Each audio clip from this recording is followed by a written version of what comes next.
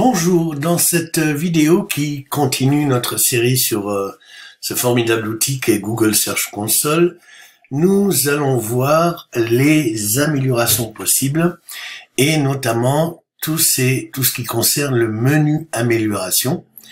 Et on va commencer par les signaux web essentiels où bien souvent vous n'avez pas forcément de données. Parce que tout simplement, c'est normalement des données en temps réel et ça vous envoie sur un autre outil de Google, le PageSpeed Insights, je vais y arriver, qui permet d'avoir des données plus précises. Donc on va pas, puisqu'on est vraiment sur le Google Search Console, on va pas en parler aujourd'hui dans cette vidéo, mais on va voir les autres éléments comme l'ergonomie mobile, qui sera évidemment présente si vous avez prévu que votre site soit visible sur les mobiles, sur les smartphones. Et là, on constate qu'il y a 2 erreurs et 3 choses qui sont valides. D'accord? Ce qui est valide, vous le voyez ici, ce sont des pages qui sont adaptées au mobile. Par contre, il y a des erreurs. Alors, il y a beaucoup plus de valides que d'erreurs, hein.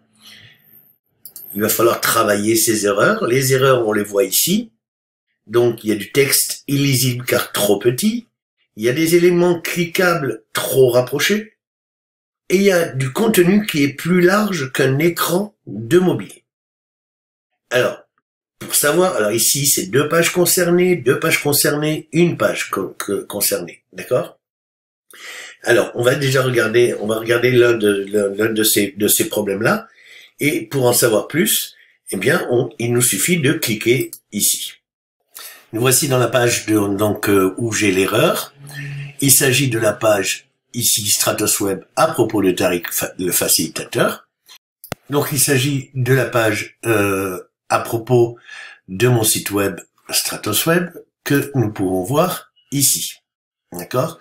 Donc cette page-là, vous voyez, c'est bien la bonne URL. Hein. On aurait pu aussi y accéder directement ici en cliquant « Ouvrir dans un nouvel onglet », copier l'URL dans le presse-papier ou inspecter l'URL. D'accord? Alors, le problème, le contenu plus large que l'écran. Alors, contenu plus large que l'écran, quand on regarde la page, c'est pas évident, évidemment. Pour savoir ce qu'il y a lieu de faire dans ce cas-là, il faut se connecter et prévisualiser votre site en mode smartphone. Pour ça, je vais donc me connecter à mon site, qui est un site WordPress, donc évidemment. Et nous allons tâcher de corriger ensemble ce problème-là. Et bien sûr, je vous ferai grâce des autres problèmes que je corrigerai plus tard. Alors, on a dit sur la page, donc je vais aller sur le site, je vais retourner sur, vous voyez ici j'ai le bandeau noir qui stipule que je suis bien connecté à mon site, je vais retourner sur la page concernée et je vais modifier ma page. Lorsque je lance la modification WordPress classique, on voit que la page a été faite avec Elementor, donc je clique sur Elementor pour ouvrir l'éditeur Elementor. Alors évidemment, vous pouvez utiliser d'autres éditeurs que Elementor. Je les ai à peu près tous essayés. J'ai jeté mon dévolu sur Elementor car je trouve qu'il est meilleur, et notamment la version pro d'Elementor, mais j'y reviendrai. Alors, pour voir la partie smartphone ici, c'est très simple. On va aller ici en mode responsive et on va dire mobile. Et voilà comment le site sera vu en mode mobile. Alors, qu'est-ce qui est plus large que l'écran? Pour l'instant, vous voyez, je ne vois pas trop, puisque, à moins que ce soit l'image qui est en fond, ici. L'image qui est en fond, on la trouve. Voilà, c'est cette image-là qui est probablement trop grande. Et pour ça, pour le vérifier, c'est assez simple. Il suffit d'aller voir dans la bibliothèque, en fait, de mon WordPress. Voilà. Et il est très probable que ce soit ce problème-là. Alors, l'image en question, on va la trouver. C'est au début, donc voilà, c'est par là. Alors, on voit qu'il y a 3 images. Elle fait 500 pixels de large, celle-là, 700 et 1045. Alors, évidemment, voilà, il faudrait idéalement préparer une image qui fasse beaucoup moins. Donc, on peut prendre, soit on modifie l'image existante, soit, ce qui est encore mieux, c'est de préparer en amont une image. Ce que je vais faire, je vais mettre en pause le temps de préparer l'image. Voilà, j'ai préparé l'image. Alors, et c'est là que vous allez voir notamment la puissance de cet outil. Donc maintenant que j'ai l'image, ce qu'on va faire, c'est qu'on va remplacer l'image uniquement pour la version donc qui nous intéresse. Voilà. On va donc modifier directement avec Elementor. Donc en fait, il faut prendre 2 images. Une image grande à afficher sur les ordinateurs et une image beaucoup plus petite que j'ai préparée à 300 pixels de large que je vais afficher ici. Donc ici, cette image-là est contenue dans une section. Et à l'intérieur des sections, il y a une colonne et à l'intérieur de colonne, il y a des éléments. Il y a 3 éléments comme vous le voyez. C'est la section qui est concernée. D'accord ? Donc, ce que je peux faire, c'est de dire que cette section-là, au niveau responsive, sera masquée sur mobile. D'accord? Et du coup, je duplique cette section. Voilà, je l'ai en bas.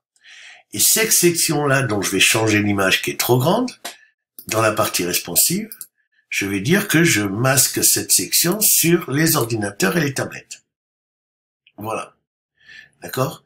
Je n'affiche que sur mobile. Par contre, maintenant que je dis que j'affiche sur mobile, je dois lui changer l'image intérieure que j'ai préparée. Et donc, du coup, je vais aller dans la partie style, où j'ai l'image. Donc là, j'ai l'image à 500 pixels. Je vais donc la supprimer. Et je vais aller téléverser la nouvelle image que j'ai préparée. Qui, elle, vous le voyez ici, est à 300 de large, 300 pixels de large. Donc, qui est compatible avec les smartphones. Donc, c'est cette image-là. Alors, évidemment, il y a de la transparence PNG, donc il y a forcément un peu de poids. C'est normal, hein. Vous savez que je préconise toujours d'avoir des images de moins de 100 kilos.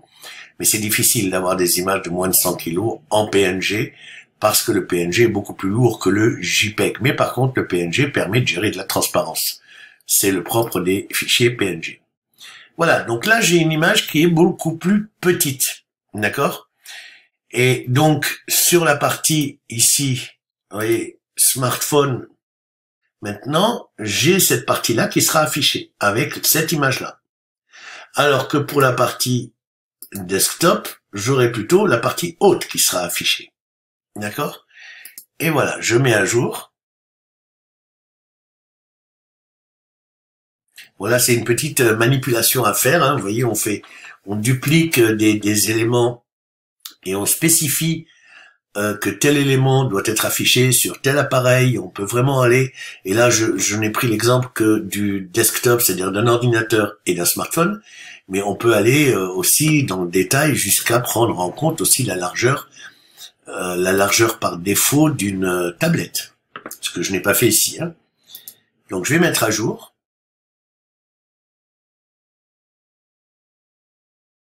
Voilà.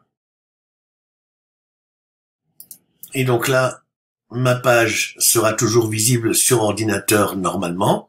Et si je suis sur smartphone, elle sera visible de la même manière, sauf que cette image-là ne devrait plus dépasser. Donc du coup ici, j'ai un bouton qui permet de valider la correction. Et ça, c'est un bouton très intéressant. Ben, vous voyez, ça y est, ça a été... Non, ça n'a pas encore été fait. Contenu plus large, voilà, j'ai le bouton ici, je clique dessus, et il me dit un délai d'1 minute peut être nécessaire. En fait, ce qu'il va faire, c'est qu'il va envoyer le robot de Google vérifier que ma page ne comporte plus cette erreur d'avoir un contenu plus large que l'écran.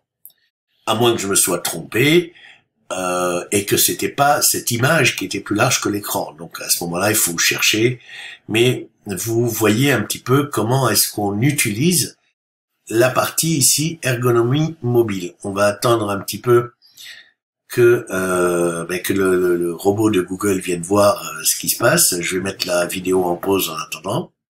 Voilà, au lieu de après quelques secondes, je viens de recevoir un email.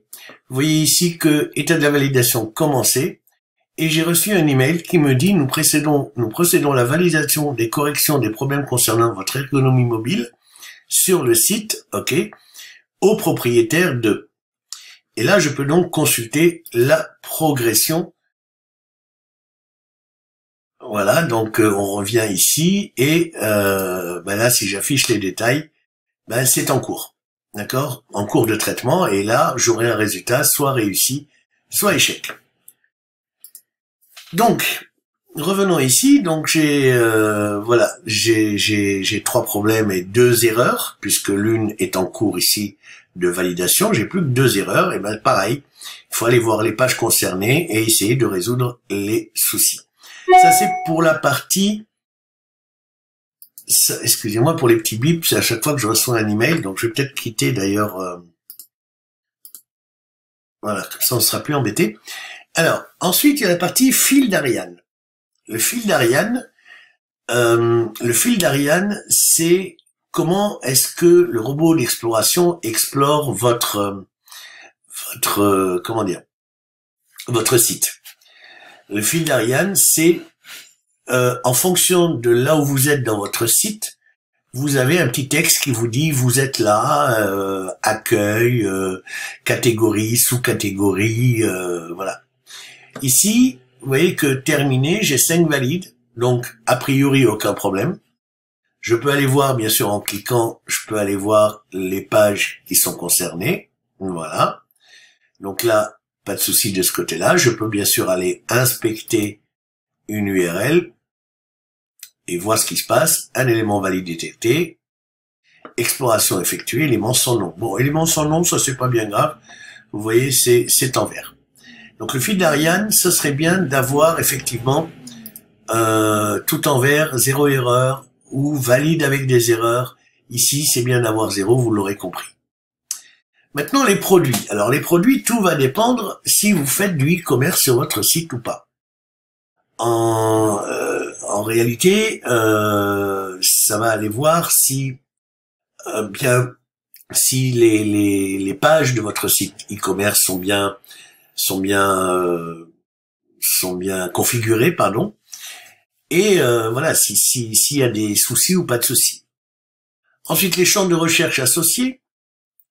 Là aussi, c'est pareil. Hein. Les champs de recherche associés, vous voyez qu'il n'y a pas de soucis particuliers. En raison d'une erreur critique dans les données structurées. C'est pas également qu'elles contiennent des avertissements. Oui, d'accord. Donc là, en fait, les champs de recherche associés, vous voyez, j'ai pas d'objet et il y a bien 5 pages, voilà, qui même valident jusqu'ici. Si je regarde cette date, je peux pas regarder une date en particulier. Bon, c'est pas grave. Ici, vous voyez une tendance de la courbe hein, qu'on retrouve ici, et on peut aller voir ici donc le détail des 5 pages et la dernière détection, c'est-à-dire la dernière fois que le robot Google est passé. Alors, vous voyez une chute ici, c'est un peu normal. C'était suite, rappelez-vous, je vous avais peut-être parlé, j'ai été piraté et donc mon site n'était plus disponible pendant quelques jours et là, bon, ça remonte doucement. Donc voilà un petit peu pour les améliorations. Et dans une prochaine vidéo, nous allons parler de la sécurité des actions manuelles. Je vous remercie, je vous dis à la prochaine vidéo.